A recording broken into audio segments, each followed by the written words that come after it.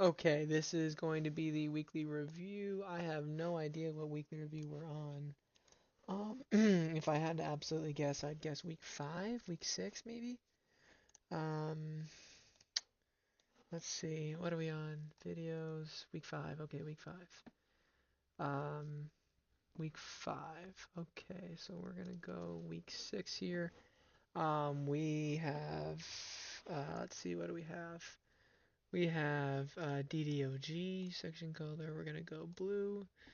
Um, okay, so DDOG. Alright, so let's go yellow. We're gonna have Penn, Disney, Penn, Disney, and GitLab. Penn, Disney, GitLab. Penn, Disney, GitLab. Penn, Disney, GitLab, Carnival, I guess. Penn, Disney, GitLab, Carnival. Disney, Penn, or well, GitLab, Penn, Penn, Carnival, Carnival. All right, that's the order. We're gonna go DDOG first. So on DDOG, um, yeah. So this one was tough. We did have a few times we re-entered and entered on this one. Um, it was completely within everything of our rules. 5% confirmation. I think, yeah. So we had really shitty for a couple reasons. This is the second or third loss I've taken from DDOG right there. I also didn't really wait for a retest of the breakout level to take the trade. Price ended up gapping through and knifing through the stop on the 4 hour. Really large loss, which sucks. Should have waited for confirmation. Entered at a really critical point for price. Entry easily could have turned into a UTAD, right, if it was a distribution. Okay. So let's go to DDOG. This one sucks, especially because it was a massive winner after. I do remember this one. So I believe we entered probably right about here. Obviously saw that 4 hour close. I can't. It's very tough to hold through that. We knife right through. Obviously we made a nice double bottom, and there we go. So probably not a great idea to be entering up there like that. Um, this one's tough because I was playing this as the spring, so you'd think it uptrend throughout. you know, on the daily it probably uptrended. There's your uptrend, there's your spring. So, honestly, going forward, the biggest thing is probably just gonna be if I am gonna be a hard ass, which I should be when something closes below my stop. So, in this case, it probably closed obviously up there. So, in the sense of an uptrend, obviously on the daily it's still uptrending, but I think the biggest thing is having to keep watching these charts, especially when price is yet to break out. I think the biggest indicator on here, the biggest like, hey, you should probably get in, is probably this candle right here. There's just no sell volume right there, so um, that should have been a big indicator of, hey, I mean that's even a Monday right there too. So there's just no sell volume right there, or even waiting for confirmation of this larger yellow or green candle right here would have been more than enough to re-enter. So I think the mistake here wasn't closing. I think the mistake here was failing to keep watching this position and not re-entering. So that'll be DDOG. I think it was so it ended up being a 26% loss. I'm 95% sure this is the DDOG trade I'm talking about. So I'm just gonna do that for now. But we're just gonna talk about this one just because we got all the way into it. So that was DDOG. It was okay, but um, mistake for sure. Let's go talk about. There's the other DDOG, so we're just gonna make that blue because that's one we just talked about. But let's go talk about. Talk about it. Talk about it. Talk about it. Let's go talk about Penn. Penn was interesting. I kind of realized it was likely distribution once. Oh man. So yeah. Well, interesting. Let's go take a look at Penn. What the hell was going on? Okay, so there's your spring. We entered right there. So, yes, K. Sold out at 5 out of 14 for 20% gain. That's great. We've been really enjoying that. It's reducing risk, taking profits off the table. Didn't really like it because of this look. So, this is awkward. It looks like a redistribution range. Price ever touches this low again. That's a good point. Jumps back to previous zone of selling. That's true. So I didn't really like this one at the end of fully out on pen, maybe take a small loss, not sure overall. I just didn't care to be in this position anymore, 4%. So I really didn't like it on the higher time frames, especially I don't really know what it's doing right now. Pen. Looks to be trying to break out, but I don't think it's going to. It's been kind of just leaving, this is just, it'll probably make some kind of distribution zone throughout here, and probably, you know, it'll probably just kind of ping pong in here for making a U-turn and down. So didn't really care to be in pen any longer on the higher time frames, especially. I just didn't think it was, I didn't think it was gonna keep going higher. Obviously these are great, but uh, no, we're not ready trend-wise. So this likely was the accumulation range I was looking at, most likely because of this high volume right here, but just kind of zooming out on that one. So maybe some checks and balances for making sure the higher time frames look good. I think that'd be a good. Yeah, let's do checks and balances. So maybe we will add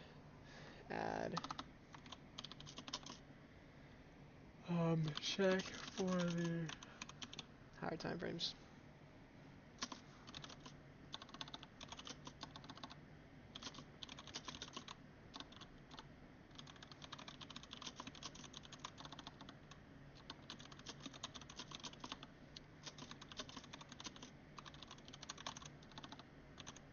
Okay, I think that's a really good takeaway from Penn. So 4% loser got me a nice little rule right there. So I do really like that. So that's Penn.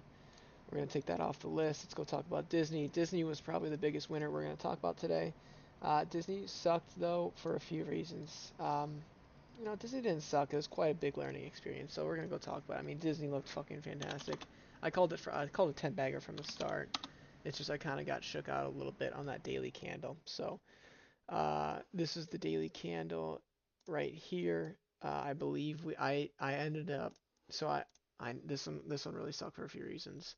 I know I was not selling within this high upper wick right here because I was very confident in my position, especially in the higher time frame here. We were spot on Disney on the higher time frame here. So no profits taken up here, like the 500% gap up. Did take a few off here, and then we left the majority for the next day. But uh, I honestly should be majority in this position still. I mean, this was a fantastic trade. If we look at it, I don't know when I started scaling out of Disney. Let's go look at the broker. If we let's go look at the broker for when we scaled out of Disney. Um, let's see if I can hide my account numbers. Yeah, display preferences, balances. Show balance just to flex, but no account numbers. Okay, so there's no account numbers. Okay, I can show my broker now. Let's go to Disney. When the fuck did we enter and exit? Okay, so the 11th, we started scaling the 13th, 14th, 15th. Okay, 13th, 14th, 15th, really, those 3 days. So okay, so 13th, obviously we took some profits before. That's a great idea. I do really like that. We bought, I don't know what, 10 to start, sold 3, nice, 70% earnings. Sold 2 on the 14th, so on the gap up. Sold 2 on the 14th. Uh, so then sold the rest on the 15th. So probably got dipsy doodled a little bit. I mean, this was, you know what? Oh my God. What chart was I looking at where it had this daily candle and then it just completely got shit on? Or after? I don't know. I'm not sure if I was looking at any charts or not that had this or whatever, but I mean, really good trade. It's just nothing else beside that. We did hit all of these here. Really good. I should probably be in this Disney position still. So, the issue with this one is we were playing more of the higher time frame here, but I didn't grab anything past June. So the argument is, how do you hold through multi-week trends when we have fucking, Disney could. I don't think it's going to. I think it's likely going to. probably break, but then, consolidate out here before going higher. So I didn't have enough, I guess, expiration to play with. I don't know. Just a few things to learn here. Have confidence in where we're at within the higher time frame and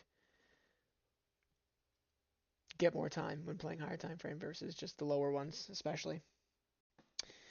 So let's go move on to we got a few more. We have Disney done GTLB. GTLB is funny enough, it's gonna be the exact same scenario. I got spooked out of GTLB and I ended up closing before the large gap up. Not mad at it, definitely mad at it. Okay, so they have earnings here on Thursday. Today would have been a really nice candle to enter, to be honest. Nice double bottom right there. Been nice risking off of that level. Um, GTLB I got spooked out a little bit. Ended up closing when I shouldn't have realistically, but I didn't really like how it was looking. Yeah, I didn't like that weekly volume. Didn't love the fight. Okay, it looked awful actually. Okay, it did. Wasn't as confident as entry, so I closed. Okay. I mean that's fair. If we take a look at the fucking weekly, yeah, that's fair. It's just, you know, the next week completely engulfed it on higher volume. So who's to say, you know? So, I don't know. Just kind of having confidence knowing prices in phase D and trading within it. I think same thing here. We had January cons. If I look at it, it probably doesn't matter as much here just because it was still trending. We haven't even hit the top of the range yet, which is about 70. So, same thing as Disney, really should have been in this trade longer. Actually ended up taking a loss on GTLB. So, uh, if we go take a look at when we entered and exited, we entered on the 13th, closed it the next day on the 14th. If we take a look at the daily, so my entry was 13th, closed it on the 14th. So, I was not very, let's take a look at the lower time frame now. Actually, now I'm looking at it. So really? I really thought we were ready over here, or like, what was the plan?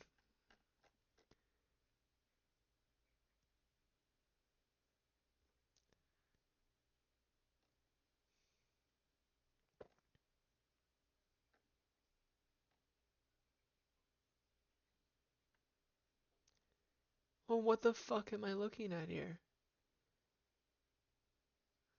Like, honestly, price was not ready. Price was not ready. I mean, where's the... Oh, this is probably your spring right here, for sure. Came back and retested. No volume right there. And it popped, but... Yeah, I mean... I guess it's not within trend anymore. It's just kind of a base and break pattern. Buying climax, automatic response, secondary test, up thrust, spring down there. And price wasn't even fucking close to ready after this bullshit. So, probably a little mixed bag of bad entry, no confidence in higher time frames, and yeah, getting spooked out. Probably those two are the best ways to determine that one. But that was GitLab. We got CCL for a small swing trade. This is a shorter duration. Looks like November 25 call on the 14th. So we look right here. Right? Sorry, right here. Uh-huh. Blue. Yes. I drew as distribution because it did turn out to be... Okay. Okay, so I was looking at the 15-minute. Yeah, okay, this is a stupid fucking trade.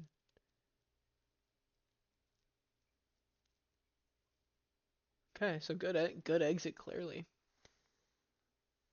Good exit and clearly turned out to be distributive on the 15-minute. I don't know what I was doing looking at the 15-minute. Obviously, that's probably an indicator that I had too much time on my hands that day. So probably looked at the market a little bit too much. Got a little, away from my strategy. I'm not looking at the 15-minute for any distribution or accumulation. So very interesting. That'll wrap it up for this video. We had 5 trades, all were fairly fine. I mean, Disney's probably going to outgain all of the losers that we just talked about. So you can't really beat that. But that'll do it for week 6.